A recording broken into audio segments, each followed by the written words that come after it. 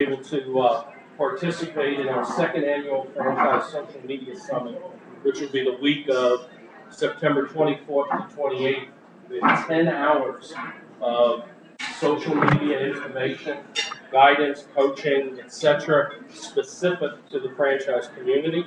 August 9th, next week, we're launching Franchise Essentials Magazine, which will be all about best practices. I'm excited on that. And then also we have personal branding for franchise professionals. I'm an active IFA member and advocate. I'm on the membership committee and the technology committee. I'm also the chair for the San Antonio Business Network, which we're having a difficult time getting started because nobody in franchising in San Antonio wants to participate. So we'll see where that goes. So the new normal, everything has a starting point. And if you look at the screen right here, we'll look at the starting point, and you can see the lines. Look where everybody's eyes are pointing. Nobody seems to be looking straight ahead. And in franchise development circles, it seems that that's often the case. We know we're in the race. We know we want to get moving. We know we want to move forward, but yet we're not looking at our target. We're looking at a bunch of different directions. If you see, this kid right here, and too often than not, franchises start out with that. They're looking straight down, and what's going to happen? They stumble right out of the box. So, you have to realize that today's franchise candidate is changing and has changed. They're more educated, they're more sophisticated, they're certainly more technologically advanced than ever before. And if you don't realize where today's candidate is, it's hard to understand where the new normal is. But by the same token, they're also more diligent, they're more cautious, and almost oxymoronic to being cautious. They're also more anxious. And they're anxious because they want to make sure they're making the right decision. Unlike past recessions, where we came out of a recession and all of a sudden franchising boomed, back in the 80s, we had money markets at 17 point something percent. So people made a flurry of money. They turned around and said, I'm going to invest in a franchise, but they didn't have to touch their principal. Nowadays, they're looking at franchising as a career alternative or a way to control their own destiny, but they're having to tap into that principle, and that's why they're anxious and they're cautious.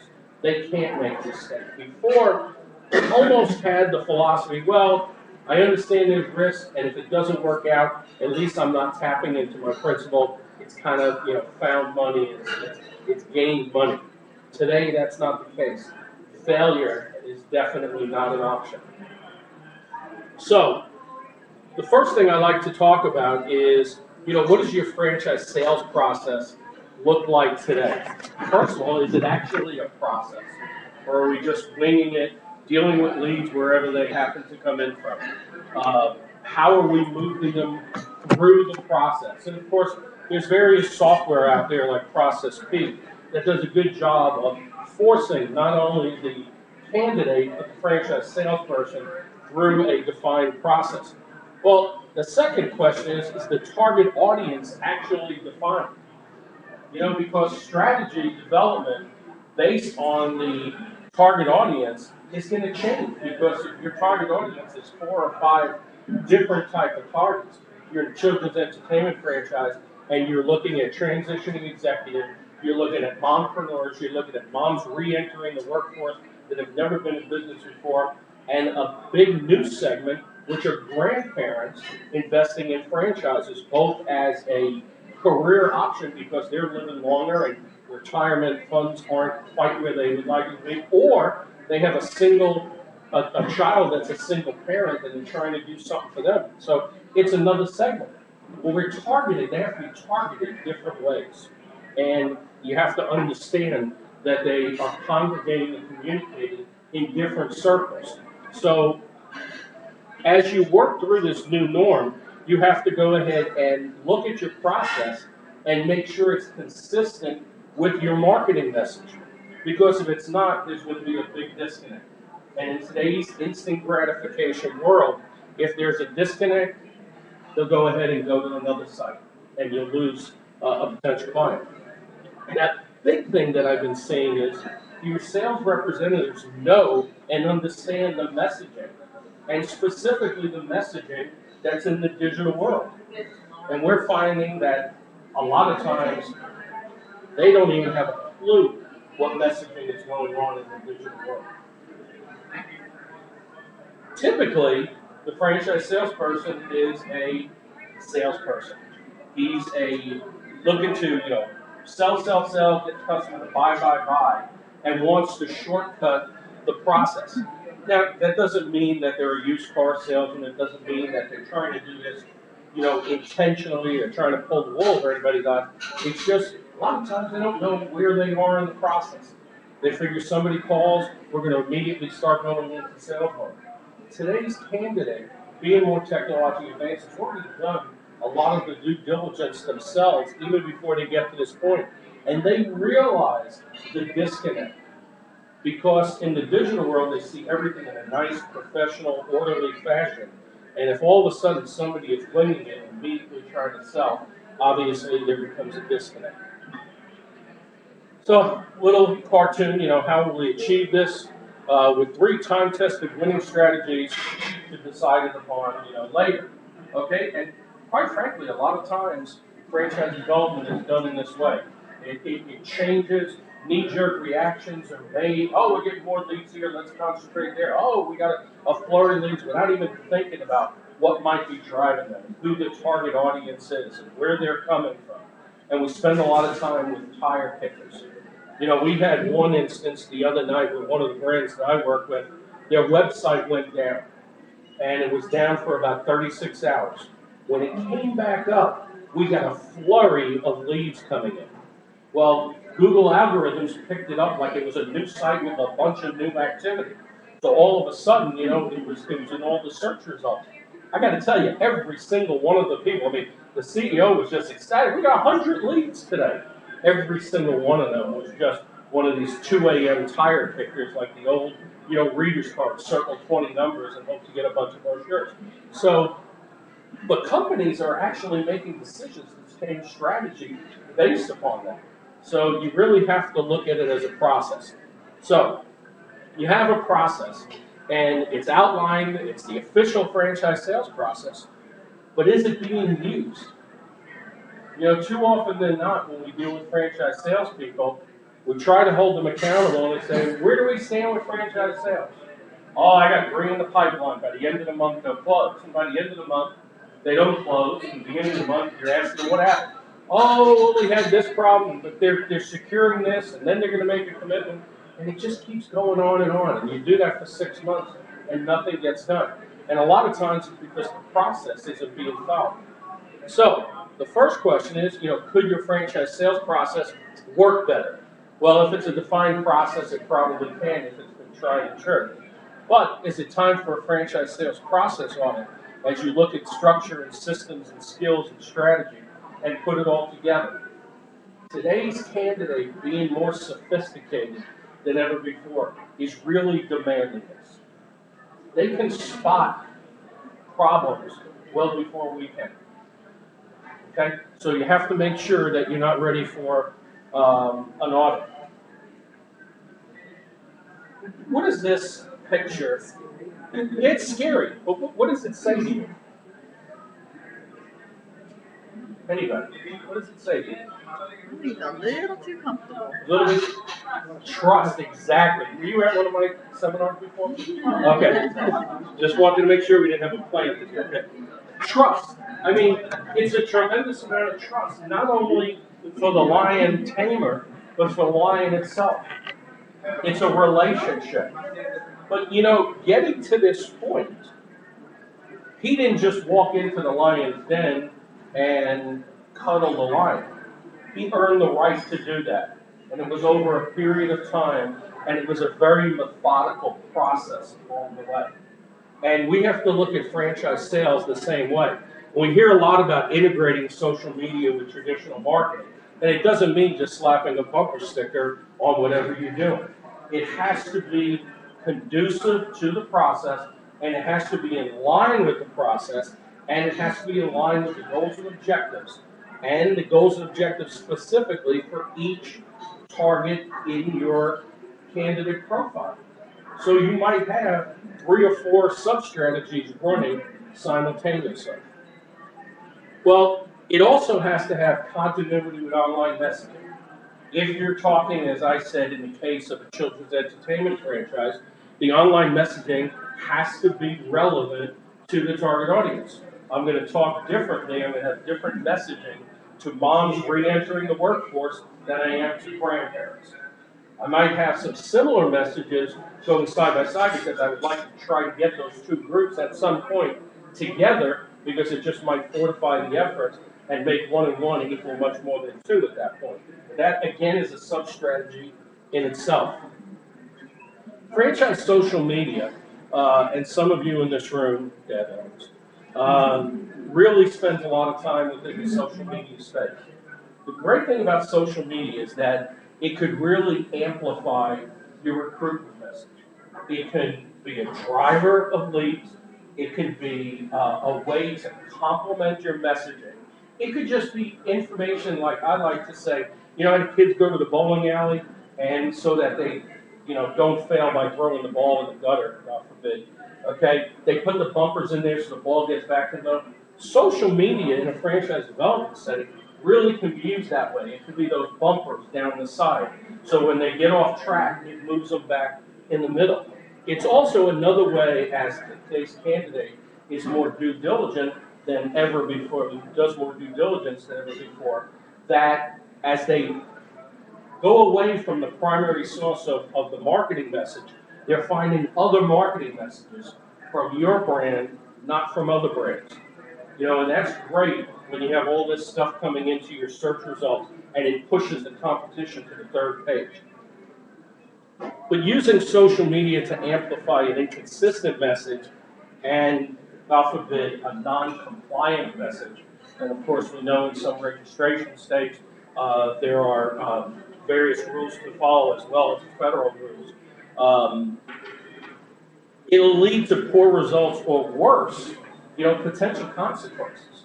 Okay, because the thing you have to remember is that what you tweet, post, share, blog, YouTube, instant message, or whatever remains forever. So it was bad enough when franchise salespeople gave a non-compliant financial performance representation verbally.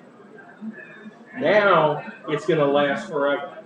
So I've seen it where, you know, people will set up a PR, a press release with an earnings claim in it, and then on Twitter point people towards it.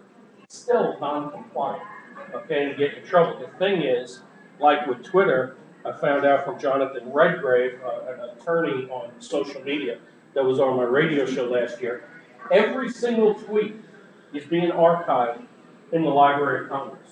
So it can be found. I spoke with one group, and I think I mentioned this a couple of years ago to a group I was speaking with, where on LinkedIn, a candidate came on to one of the discussion sites and says, can franchisees really make money? And an overzealous franchisor immediately typed in and said, absolutely, we've been franchising for a year, and all my franchisees are happy, and they're all making money. Earnings fund. Okay, it lives forever.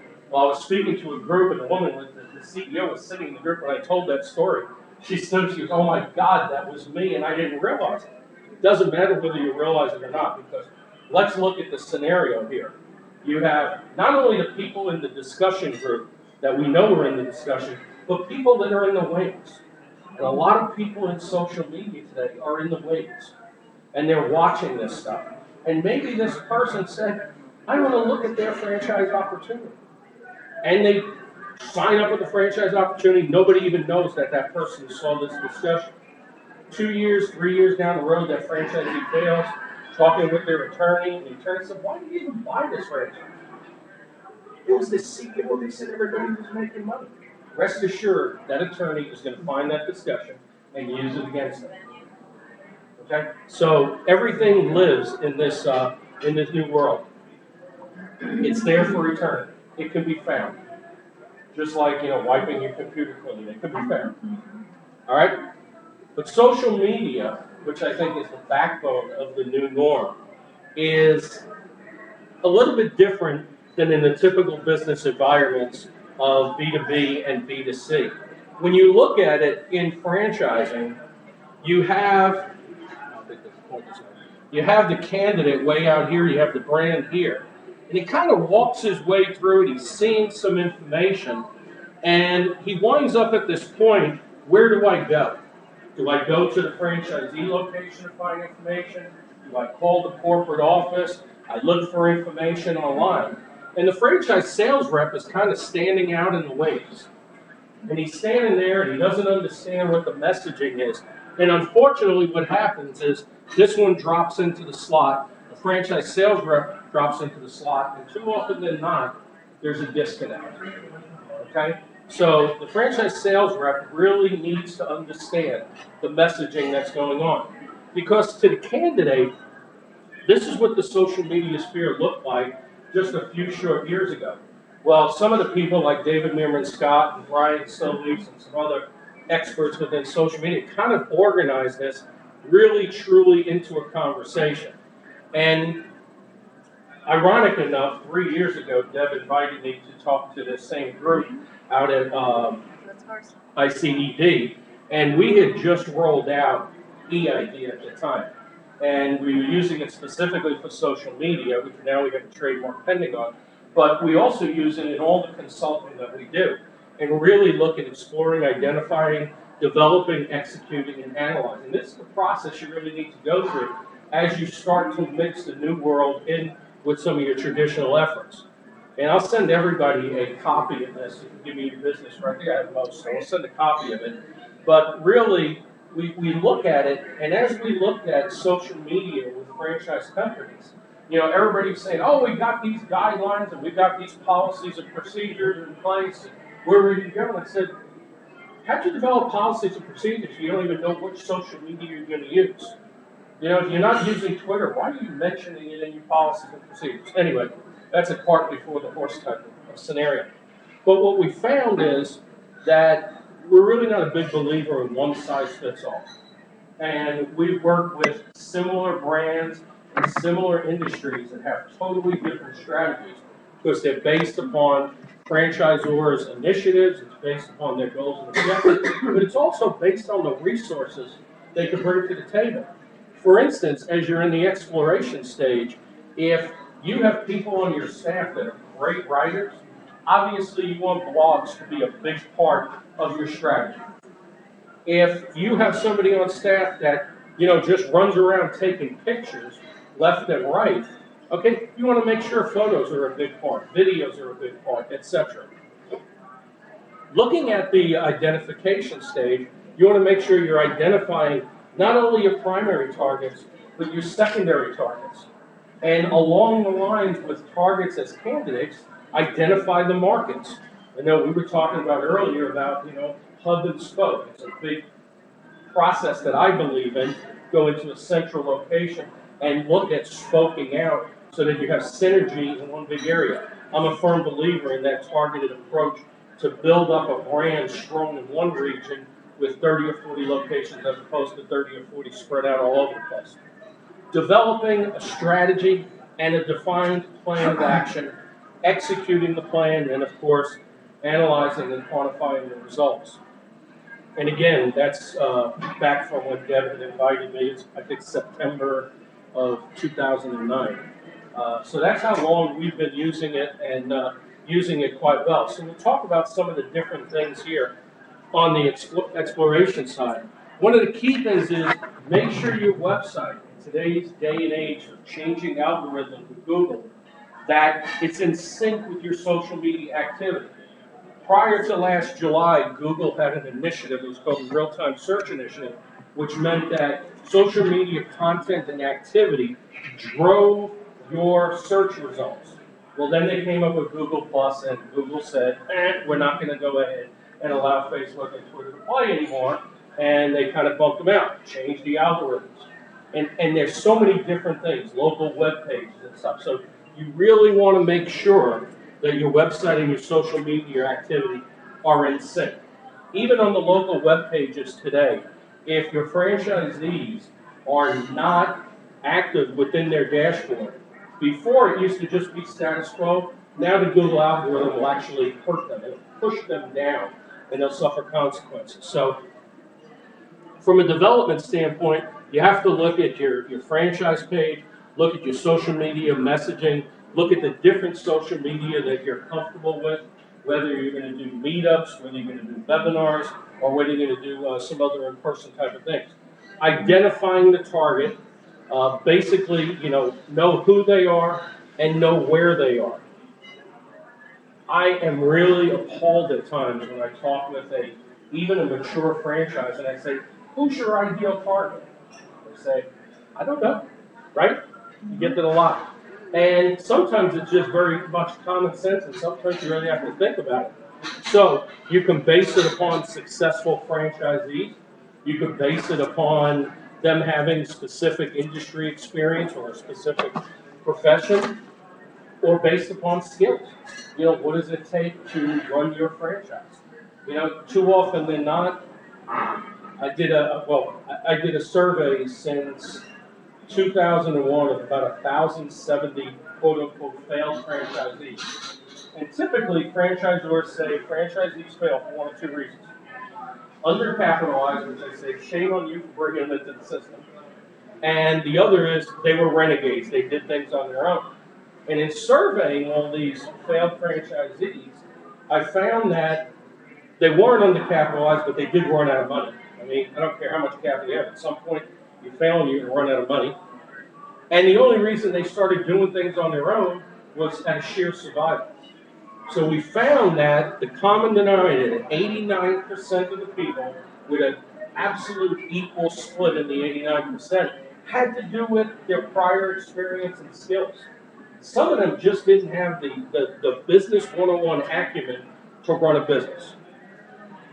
Case in point, a senior HR executive for a Fortune 500 company failed as a franchisee because he didn't understand marketing. He didn't understand even employee management.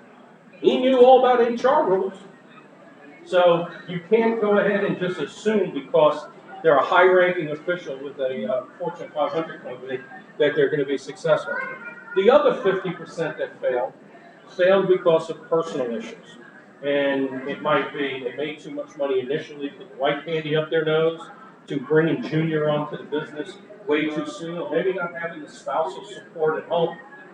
Social media really helps in a lot of this from a qualifying standpoint as a franchisor, because we always hear about social media being used to generate leads and to support those efforts, but it's also a great tool for the franchisor to qualify people. Go on board, look and see what kind of hobbies they have. Is this the type of franchisee you want? If you're a franchisee, you have a children's entertainment franchise, and you see pictures of this guy with a beer bong and everything else, might not be your franchise candidate. Banks are starting to use a social media profile. Case in point, Wall Street Journal article back in March or April, I forget what it was, and they were talking about bank executives saying, we've had people with 800 credit scores really not turn out to be the best loan candidates that we would like because of their own personal things. And case in point to that was talking about, having somebody that was a daredevil skydiver. Well, you just gave him a $250,000 loan, and this guy is skydiving every weekend. There's a potential problem there. So know where they are. In the online world, it's understanding where they're communicating and congregating online. Know what their interests are and how to be able to find them. These are some of the things that we do when we're talking with potential clients about their franchisee segmentation. And we go through a very meticulous process in order to understand, who their ideal franchise candidate is. And it usually falls within, 3 categories working together: demographic, psychographic, and geographic. They'll all be part of it. Everybody knows, with the demographics or psychographic, has a lot to do with their interests. And it's very important because if there's a disconnect in the customer's interests to what the brand is about, then obviously there's going to be problems down the road. You might not even attract that type of candidate. And the interests go beyond it, and they can be found in Facebook groups, LinkedIn groups, and of course, if you're fortunate enough to be selling to the mommy community, I tell you, it's becoming more complex, but certainly, I think, easier because of mommy bloggers. I mean, you can target, each individual, but you target a mommy blogger that has a following of 100,000. That's just a great component. Jennifer, my daughter is also our franchise social media community manager for various brands, and specifically for the children's entertainment brands that we work with. We're always talking with mommy bloggers. And every time we get a blogger to write about us, all of a sudden the number of likes increases, the number of post views increases, insight goes up, and we always wind up with a flurry of franchise development activity. Okay, and we're not even mentioning the franchise opportunity. Developing a strategy. Too many times the strategy is looked at as we want to go to these locations, we want to throw X amount of dollars into lead generation, let's have at it. And they don't look at it when the digital world, you need to look at what type of human resources are you dedicating to it? What type of training are you going to use in order to get your franchise salespeople to understand the transition that's necessary? The transition necessary from the digital world to the real world, as we talked about the candidate being more sophisticated. Knowing how to manage and monitor this progress.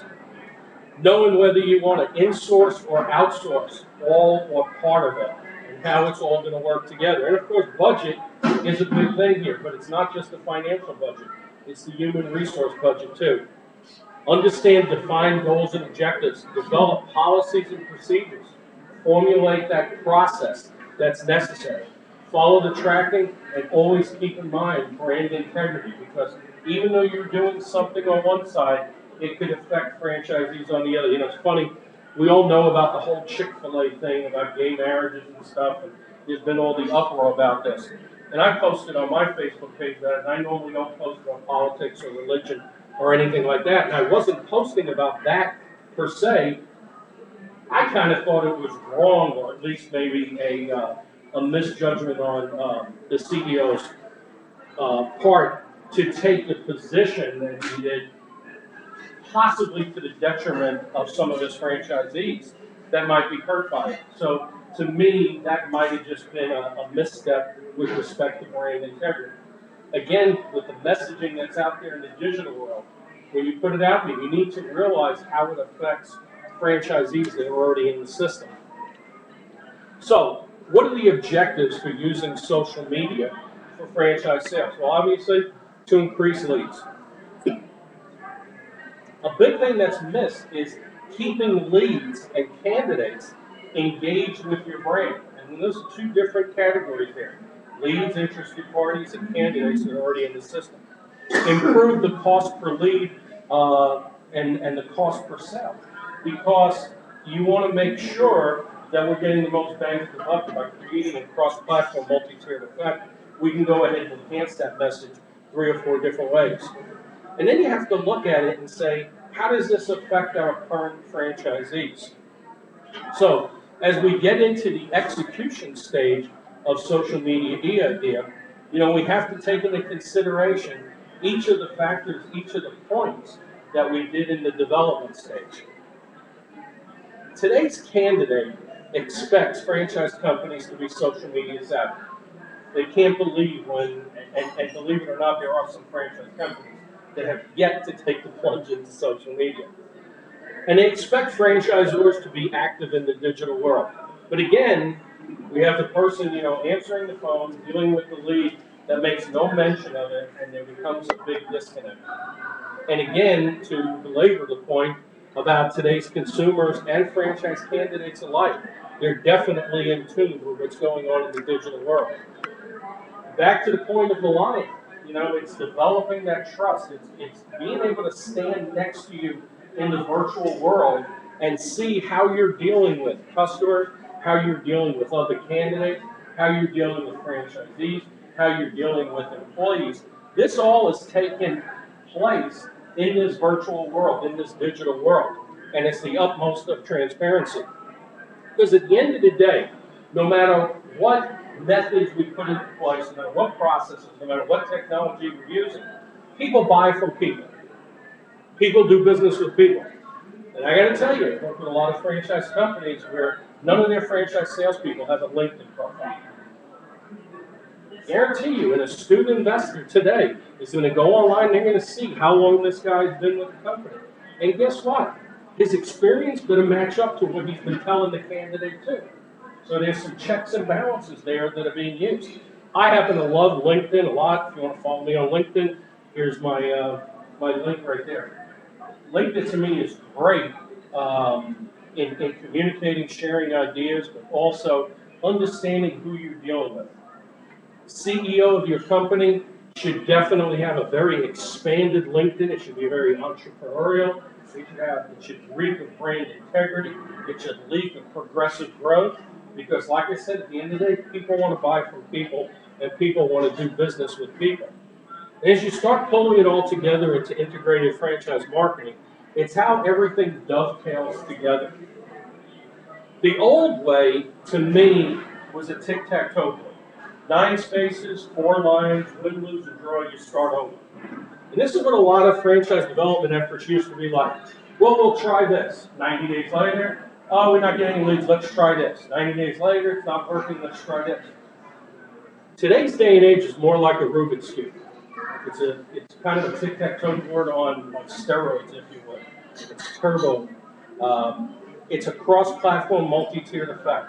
We all hear in marketing that you have to touch your end user, 5 to 7 times before they start making a decision to do business with you. Who's got the time to do that?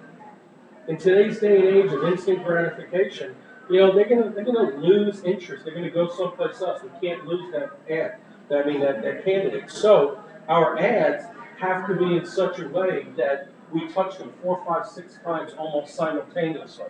And that's by including links to your social media activity, links to your web page, links to your blog, any other type of advertising, link it back and forth. Create this tight web that they can't fall through. Now, does that mean traditional marketing should not be utilized? And does that mean franchise sales process should change? Absolutely no. It's a tool. It's a tool to be used to improve its effectiveness. Keeping prospects engaged through the process. We get so focused with blinders on that, oh, we got to take them to this step, and we got to take them to this step, we got to take them to this step. And we lose sight of all the things that brought them to the party. Continue to share that information with them so that they can see through the process. When your franchise salesperson is talking, to them and they're talking about the process, it's great to start with some small talk and say, hey, did you see our Facebook page today? Did you see the video this franchisee put up? Did you see this article that was written? Send them a link to it. It's a great way to stay in touch when you don't know what to say. Because before we felt, okay, well, if I talk to them anymore, I'm going to feel like I'm pressuring them. You got great information to send them and to provide them with. Of course, the goal is closing the sale. And if you're using this type of cross-platform multi-tiered effect, you're going to have multiple opportunities to bring them to the point of signing on the dotted line. But here's the key. You notice this is a redundant slide. Keep the prospect engaged. I know a lot of times we get to the point, we hand them the FDD, the franchise disclosure document, and we know we have 15 days to wait, and all of a sudden we go radio silent. Why would we do that? The law doesn't say we can't talk to them. It just says we cannot get a signed agreement or exchange money during that period of time. Case closed. But we can still communicate. And that's a great way. Remember the bumpers we talked about? Let's keep them inside the bumpers on the lane and keep them focused on us, because if they're not focused on us during that 15-day period, who are they going to be focused on? Anybody? Our competition, right? Why have them do that? So use this again, even after they get to the point of having the disclosure document and they say, you know what? Yeah, I'm going to buy. Call me in 2 weeks. We want to stay in touch with them. The best way to do that without it seeming like pressure is through social media. Again, it means that the franchise salesperson needs to understand the digital world. He needs to understand the messaging that's out there in the digital world. Franchise sales requires a seamless transition. That sales representative must be aware of all online marketing messages. They must be aware of all discussions going online regarding the brand, even some negative reviews that might be out there, which you might be asked about it. Sales representatives must be aware that the sales process is no longer A to Z. Steve, you remember how it used to be? Candidate called you up and checked the walls and said, hey, I saw your location in the mall. Can you send me some franchise information? And we got that 4-color brochure. We threw it in the envelope. We sat for 3 days. Up, they got it. Okay, we called them. That's the way the process was, and it was A to Z. Too often than not, today's candidate is showing up and they're already at letter P.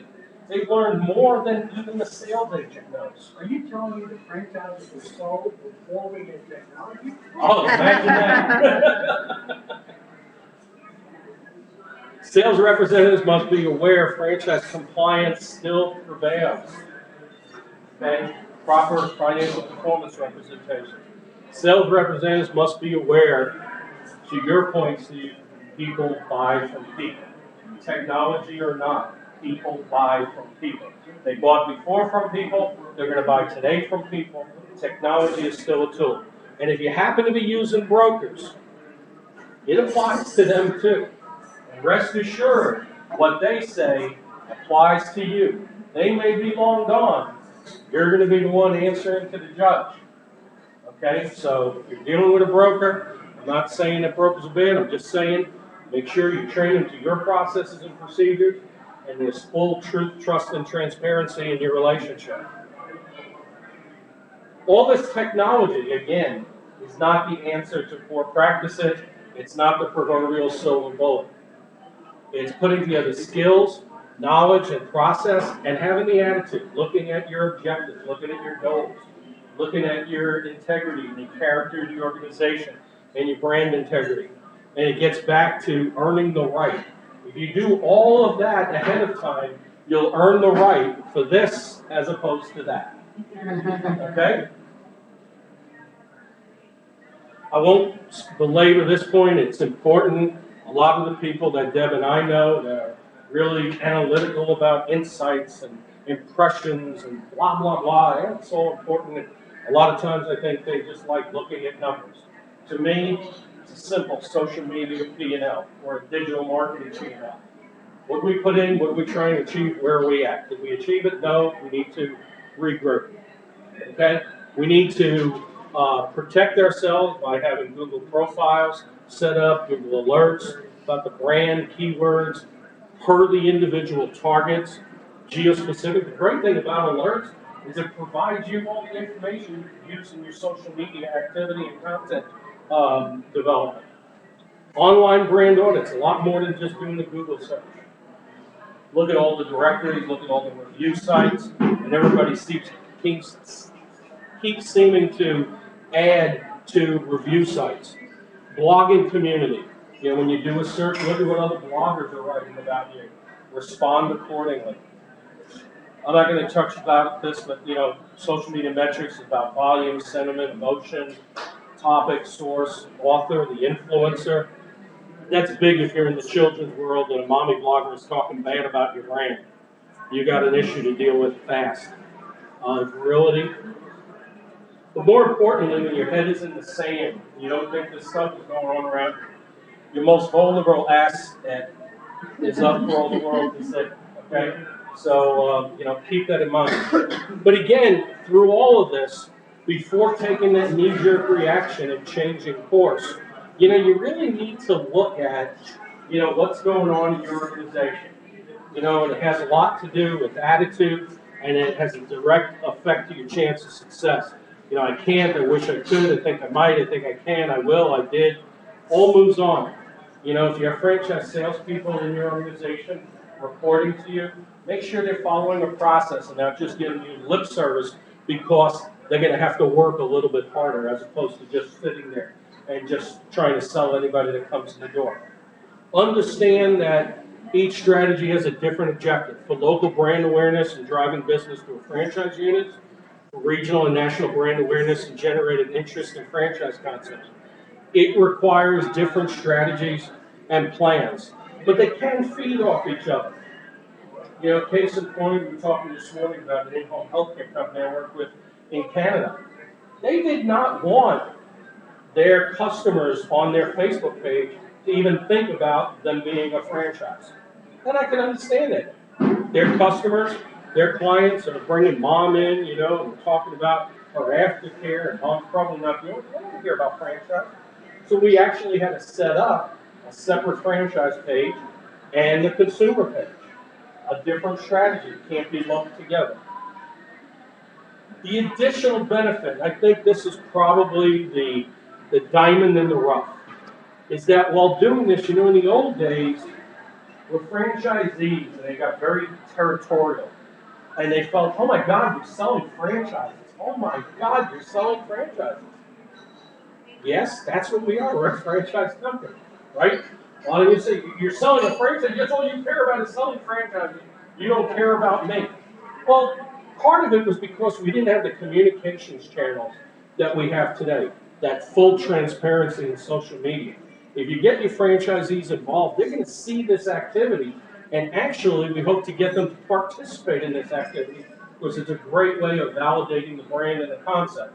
Of course, if you have dissatisfied franchisees, I think you need to take a hard look at your unit economics, your communications, and strengthen those before you really take the next plunge into franchise development. Because as we talked about today's candidate, being more sophisticated and educated than ever before, they're going to talk more to franchisees. If you don't have happy franchisees, you're not selling franchises. And if you do sell some franchises, you're going to be dealing with a lot of problems. You're going to be spending 80, 90% of your time putting out fires. It doesn't have to be that way. So, takeaways to this. Very, very easy, because social media, franchise development, you have common steps. Share, interact, engage, and call to action. Share information, do it on both. Interact, answering questions, engage, get them to start really getting involved in the process. And then always have a call to action, whether it be when you're going to next get together, what homework they're going to do, where they are in whatever process they are. Call to action. Come into the office for Discovery Day, respond to questionnaires, whatever it is, but always end with a call to action. And it's a great four-step process. If you're not yet really proficient in social media, use this four-step process. Share, interact, engage, and a call to action. And when you're in the very, very initial stages, use that EID. I'd love to hear from you. On the back of my business cards is a link to this little dashboard. It's got a little video and stuff like that. And again, here's my contact information, website. Any questions? That's pretty good. Very good, thank you. Very No nice. questions? All right, put your books away, or we'll have a multiple choice test. No, sure, you can test them. See if I actually got this recorded.